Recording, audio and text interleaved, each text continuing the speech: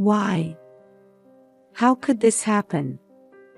For days after my beloved daughter left for her honeymoon, I was suddenly informed that she had died in an accident. Just when she had found a good person and was about to start a happy life. During the funeral, her husband was also crying, saying he couldn't regret it enough. However, I felt something odd about one of his statements. Something was off. Could it be murder? With an uneasy feeling in my chest, I began investigating the incident that took my daughter's life, not knowing that the truth would plunge me into despair. I had raised my daughter Taylor alone since losing my husband to an accident when I was young. She was my pride and joy, honest, straightforward, and devoted to her parents. Since I had been a single parent and caused her some hardships, I was truly delighted when she introduced me to a man. Her marriage partner, Harry, seemed like a serious person. His parents had already passed away, and he had no siblings, claiming to be completely alone in the world. At first, I had the impression that he was a fine young man with a refreshing appearance and seemingly flawless character. What? You're not having a wedding ceremony? My daughter looked very displeased when she told me this. Harry said he doesn't like flashy or conspicuous things, and it's a waste of money to just register the marriage. But didn't you say you wanted to wear a wedding dress? My daughter is a girl after all, so she must have wanted to wear that once-in-a-lifetime attire. However, at this point, a disagreement with Harry had emerged. He says he wants to splurge on the honeymoon with the money we save. He really wants to go on an overseas trip. I see. Indeed, if they wanted to have a decent-sized wedding ceremony and enjoy an overseas trip, it would be quite expensive. However, I thought it was inappropriate not to listen to any of my daughter's wishes. They could have a domestic trip, or if they insisted on going abroad, they could look for cheaper options. Surely Harry could compromise somewhere. I felt uneasy, thinking that Taylor was being taken lightly, but I didn't want their relationship to sour at this point. So, I decided to invite them both to my home. Hey, is it okay if I try to persuade Harry? After getting my daughter's permission, I arranged to speak directly with Harry. Harry, I want you to listen to this as my selfish desire to see my daughter in her wedding attire. Couldn't you at least have a wedding ceremony just for the photos? But I really want to make the honeymoon special, you know. For him, who has no parents, it might not sit well to have me taking Taylor's side as a parent figure. However, it's said that dissatisfaction with marriage and childbirth can last a lifetime. Besides, it shouldn't be wrong to bring in a little parental desire to fulfill my daughter's wish. I spoke as carefully and amicably as possible, trying not to offend him. We'll include Taylor's favorite activity, diving, in the plan. But it's quite popular, so it's quite expensive. Is that so? That sounds fun. In that case, I'll pay for all the wedding photo costs. Consider it a wedding gift. How's that? Really? That's great. Thank you so much. I'm happy that I'll get to see Taylor looking beautiful too. The moment I said I'd cover the costs, his expression brightened, and I couldn't help but give a wry smile. Is he unexpectedly stingy? Although I felt a bit uneasy about the future, at least this way, we could have a photo wedding. My daughter got to wear about 3 dresses she liked. Once we started, Harry seemed to get into it too, not complaining about changing outfits or moving to different locations. In the end, it seemed to become a good memory for both of them, so I was glad I had persuaded them. The day after taking lots of great photos and having a small dinner party, my daughter and her husband left for their honeymoon in Australia. I'll bring back lots of souvenirs. That was the last time I heard my daughter's voice. What? What did you say? I suddenly received a call from someone claiming to be the local police, telling me that my daughter had died. This happened just 4 days after Taylor and Harry had left. They said my daughter had drowned while diving. Apparently, the day before they were to go into the sea, my daughter had sprained her ankle while sightseeing in another location. Despite this, she insisted on going into the water because she had been looking forward to it so much. The person on the phone seemed to have changed from the police to Harry at some point, but honestly, I don't remember much about that moment. When I came to my senses, only Harry had returned, my daughter's remains had been brought to the funeral home, and I was holding Taylor's memorial portrait. And I was receiving condolences from the funeral attendees. It was then that I felt like I could finally face what was happening in front of me. Perhaps because I was like this, or maybe because he was feeling the same way, Harry hardly spoke to me until the funeral. Thank you all for attending my wife's funeral today. Harry was addressing the microphone, but his voice was flat, almost mechanical. However, as he began to describe the circumstances of my daughter's death, Harry's voice started to tremble. Finally, he began to sob, his words becoming fragmented. No one would expect things to turn out like this when they were about to start a happy life together. Of course he'd react that way. Huh? Wait a minute. Harry's speech was a typical eulogy if you just let it wash over you. But I noticed something odd about it. During breaks in the funeral, I had the chance to talk with my daughter's friends who had attended, and I found something else puzzling there too.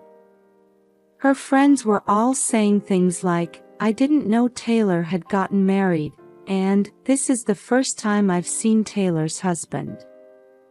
Surprisingly, Taylor and Harry hadn't told anyone about their marriage registration, and they didn't have a single friend in common. Were they planning to announce it after they got the photos? But is it normal for no one to know Harry? Although there were quite a few attendees at the funeral, it struck me as odd that none of Harry's acquaintances were among them, but I thought the only way to resolve these nagging doubts was to talk to Harry directly. However, the conversation took a dramatic turn shortly after this. Due to the testimony of a certain person attending this funeral. It was 2 weeks later that I contacted Harry. By this time, he must have been busy dealing with Taylor's belongings and insurance paperwork. I still have some of Taylor's insurance documents at my house. I'm sorry to trouble you, but could you come pick them up? When I said this, Harry came right over. Hello, Mother. Where are the documents? As Harry said this, a large fist connected with his face. Harry's body seemed to float in the air for a moment before being slammed to the floor with the same momentum. Harry could only look confused as he held his struck face. No wonder, My niece and Harry's brother Anthony had been waiting in the guest room. "I've finally found you, you stupid little brother. How dare you deceive my aunt and cousin?" So this is what it was. I was right to trust my instinct at that time. What? What's going on? Why is my brother here? During the funeral, I had sensed something odd about Harry's eulogy. Now, the source of that oddity became clear. That day, Harry had tearfully told the attendees, my wife attempted to climb Ayers Rock the day before diving. He said she had lost her footing and sprained her ankle, which is why she couldn't swim well and drowned. But that story doesn't make sense. Why are you bringing this up now? More importantly, why is my brother here? You lied to me. My daughter would never climb Ayers Rock.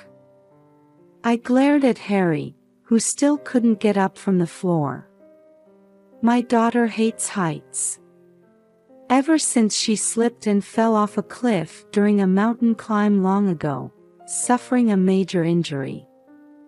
Taylor was a girl who hesitated even to step out onto the balcony of our second-floor home. She was so terrified of falling from high places. There's no way such a Taylor would willingly climb an unstable rock mountain. Taylor listened to my selfish request. I begged her, saying that climbing would soon be prohibited, and I really wanted to go before that happened. She agreed, but because of that, Harry's voice trailed off. His face seemed to suggest he felt responsible, but I wasn't about to be fooled by such an act.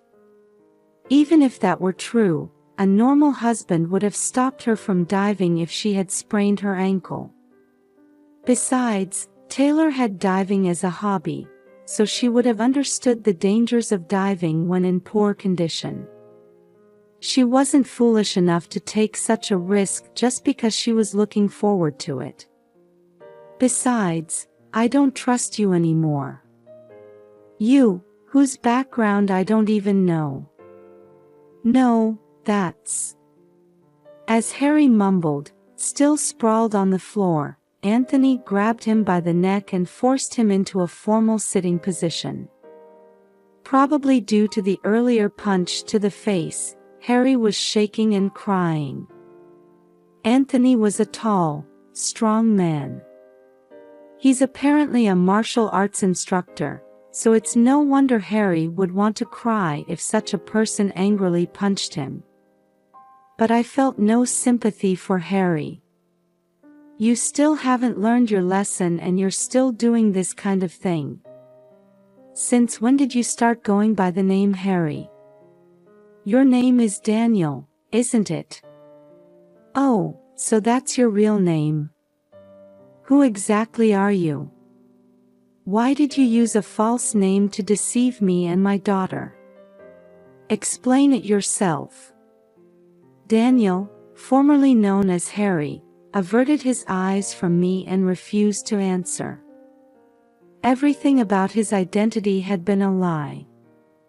His occupation, his claim of having no relatives, it was all made up. In reality, his parents are still alive, and he even has 2 older brothers. If you won't say it, shall I? I already know everything you've been doing. You've been repeating marriage fraud all over the country, haven't you? I heard you were even in prison once. According to Anthony, after Daniel had finished his prison term and was released, he had been living quietly at home for a while under the watchful eye of his parents and siblings. However, one day when the family members took their eyes off him for a moment, he suddenly disappeared. You really never know. To think such a terrible person was living so close by without me noticing anything. But thanks to my niece, we were able to find out. It was my niece's testimony that she thought she saw this person in a photo her senior showed her that led to the discovery of his true identity.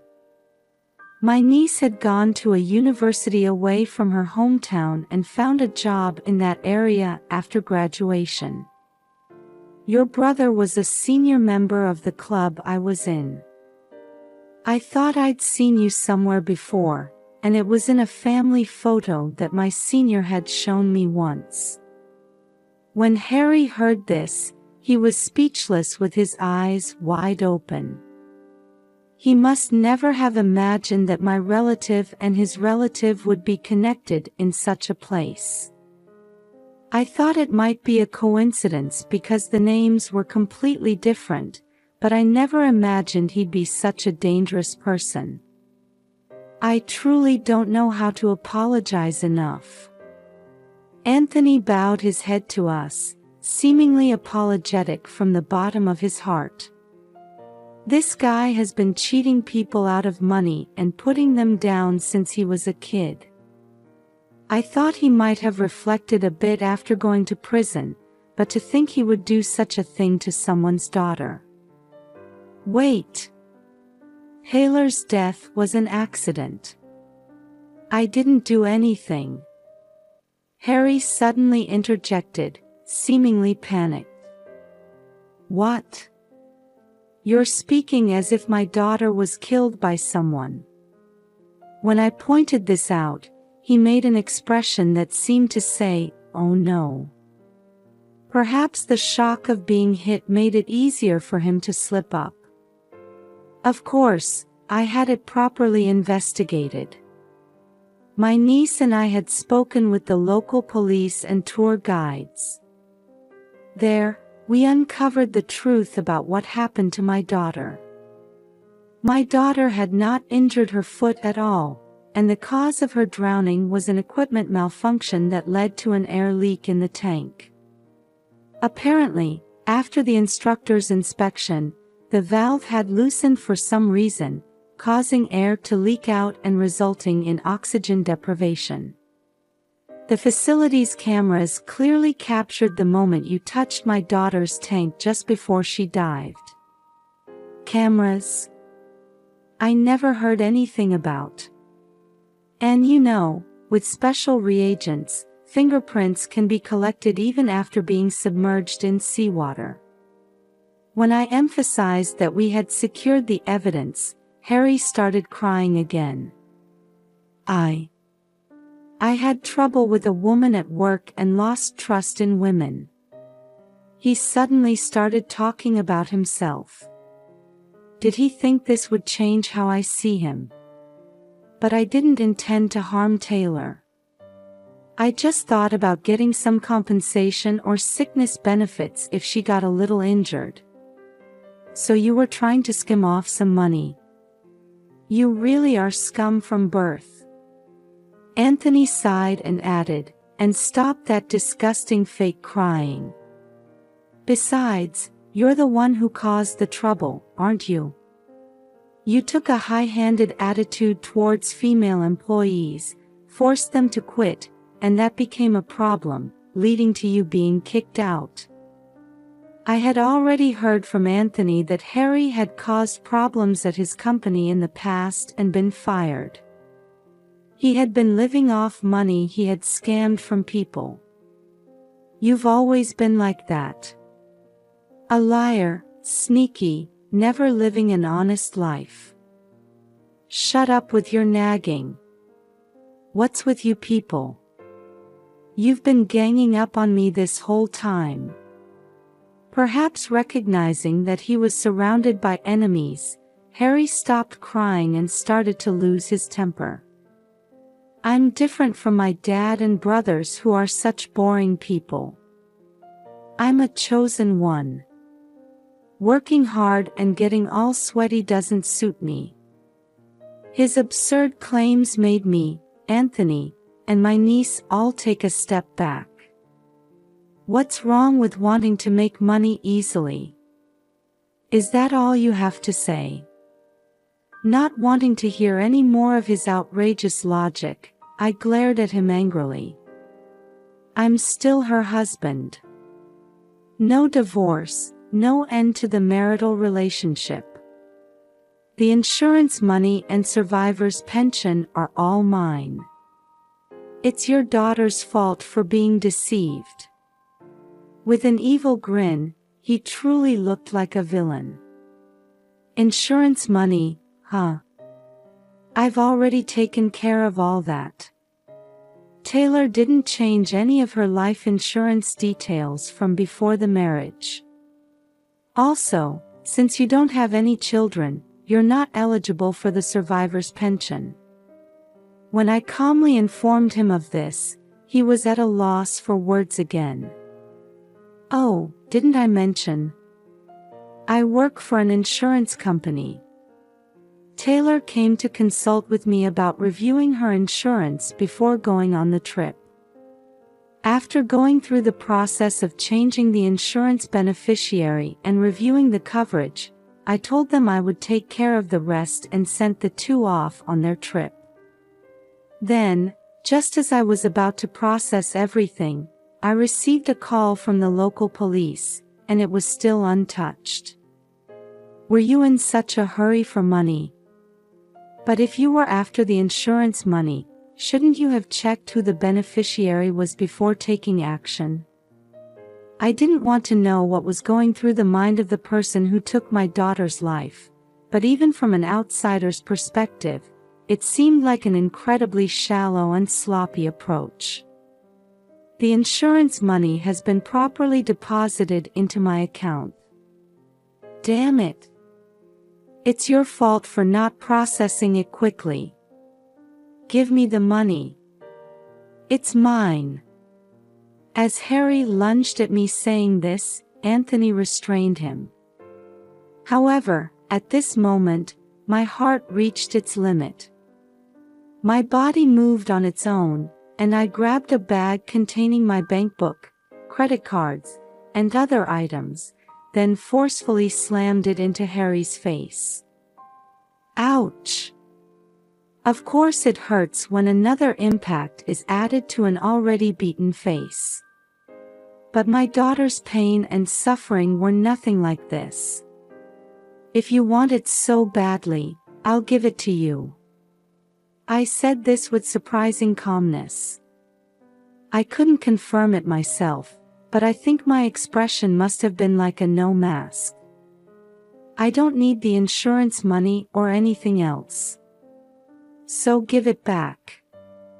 I slowly approached Harry, speaking each word deliberately. Give me back my daughter. I could hear Harry quietly swallowing hard. I've recorded all your confessions, and I've called the police. You're going back behind bars. You, damn it. This pisses me off. Remember this. I won't let this slide. When I get out, I'll do it again. I'll send you to the same place as your daughter. Anthony firmly held on to Harry, who was screaming and yelling. That's scary. But you should remember this too. It seems like this is the first time you've taken someone's life, but this time it'll be national news. Your actions will become known to all your past victims and their families. Outside the house, I could already see the flashing lights of police cars. I will never forget you. I'll always remember. And all the people you've deceived, driven to despair, and made suffer are all glaring at you. Huh? What's that supposed to mean? For me, it's enough if you receive legal punishment. But even if that's enough for me, what about others? Do you have any idea how many people hold grudges against you? Even after saying this much, it didn't seem to sink in for him. Not everyone seeks revenge through proper methods, you know. Whatever punishment anyone gives you, you'd better accept it without complaint." My niece showed the arriving police officers into the house. "Your name, face, crimes, and punishment will all be made public. I wonder who will be waiting for you on the day of your release, and what they'll have prepared." I could see the blood drain from Harry's face as he looked at me. It seems he finally understood what I was saying. Perhaps he was counting his sins. Anthony held on to Harry's arm until the very end. And Harry showed no signs of trying to escape, allowing himself to be dragged away by the police. Maybe he had lost the will to resist due to fear of what would happen to him from now on. Thus, Harry, or rather Daniel, was arrested, and his face and real name were made public in national news, bringing his misdeeds to light. With one crime piled upon another, it seems he won't be able to come out from behind bars for at least 10 years. Even if he could get out, what awaits him is a massive amount of damage claims and a lonely life. It seems his habit of trying to manipulate people with tears and lies hasn't improved even in prison, and he's spending his days without being trusted by anyone. To this day, my daughter's friends still visit my house regularly. Through these connections, I've made new friends too, and thanks to their presence, I'm inspired to live strongly for my daughter's sake as well.